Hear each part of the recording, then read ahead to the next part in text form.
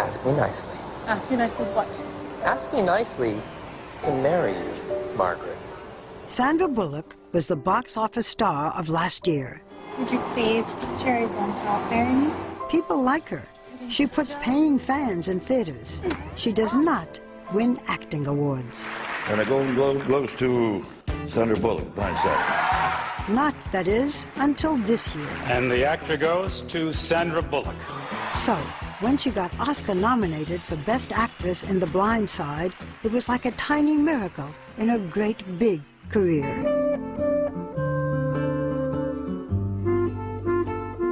She is, whether she likes it or not, and she doesn't, the queen of romantic comedies. George! The gal who gets the guy moments before the closing credits. Hold on! Sure, the thriller Speed put her on the map, but when a cruise ship replaced the bus in the sequel, the colossal failure made her rethink things. If she was going to play cutesy-klutzy roles, then she darn well was going to control the sort of cutesy-klutzy roles she played.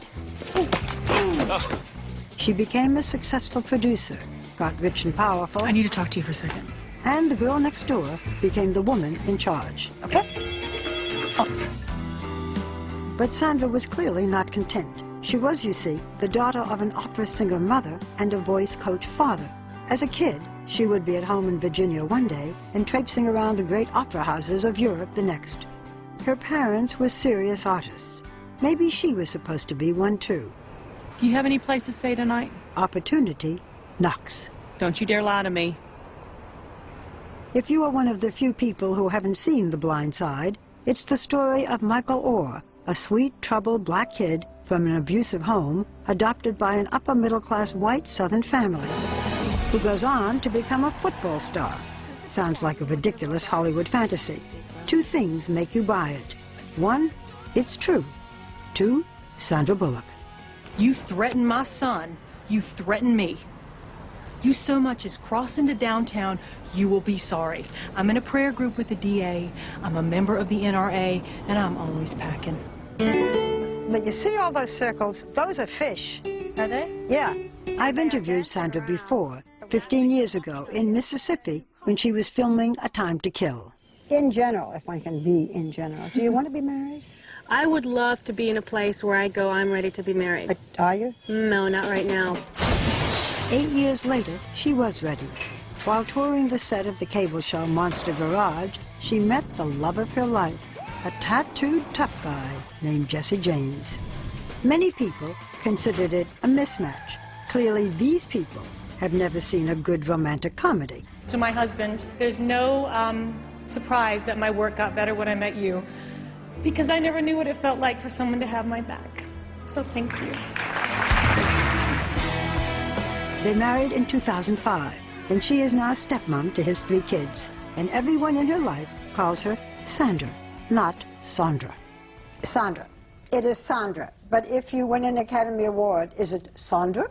Well, people have been trying to make it Sandra for quite some time, but I don't think I have the class or the personality to support a Sandra. Even if you win an Oscar, you can't be Sandra. No, it's going to be Sandra.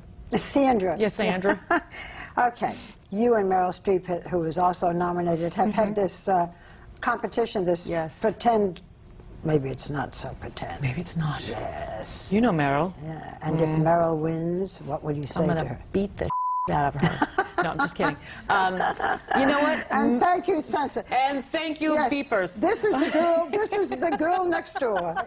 You have made more than 30 films. Many of them romantic comedies, very successful romantic comedies. And you have said people who do what I do don't make award-winning films. Well, we get awards like Best Hissy Fit and Best Kiss, which I value. A Best Kiss is not easy to get, so I have several awards that represent my kissing abilities. But I also didn't choose roles that I said would one day garner me great recognition. I mean, I stopped working for a while because I wasn't happy with my work anymore. And you did. You stopped working in 2002. Something like that, yeah. Why? I reached the finishing point. You know, I realized I'd been making wonderful movies, but I'd also made some movies that were not so good. And I didn't want to do it anymore. So you just stopped? I just stopped, and I did thought it what? would be like 6 months. Yeah. I restored an old building here in New York. Well, I understand that you're very good at that your father taught you how to do things. I was the boy. I was supposed to be a boy. You were Sandy then. So, Sandy, Yes, Babs. let's talk marriage. Okay. Okay. Because I know so much about it. Well, you got married fairly late. You were 40. Mm-hmm. Why had you resisted it all those years? You know,